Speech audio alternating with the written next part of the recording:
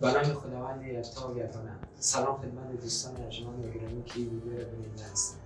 من محمد علی زاده هستم از علاقه‌مندان تحصیل در رشته کامپیوتر ساینس در مقطع لیسانس در کشور چین.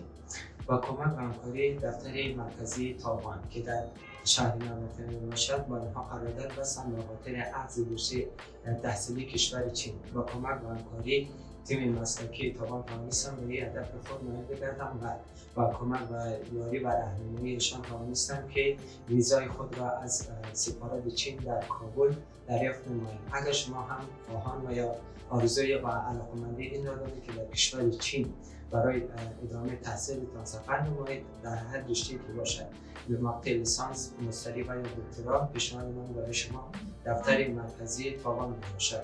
همچنانه که از ویژگی‌های منحصر به فرد دفتر مرکزی تایوان این بود که برای من یک صنف زبان انگلیسی در بخش سند دولینگو را ارائه نمود که توانستم با کمک و یاری این تیم مسلکی سند دولینگو خود را نیز امتحان شد و موفق سپری نمودم و توانستم که سواد زبان بین‌المللی را نیز به دست بیاورم. همچنان با کمک و یاری تیم مسلکی دفتر مرکزی تایوان من توانستم که ویزای خود را از سفارت چین در کابل به دست بیاورم و جهان تشکری و سپاس می‌نمایم از تیم مرکزی تایوان.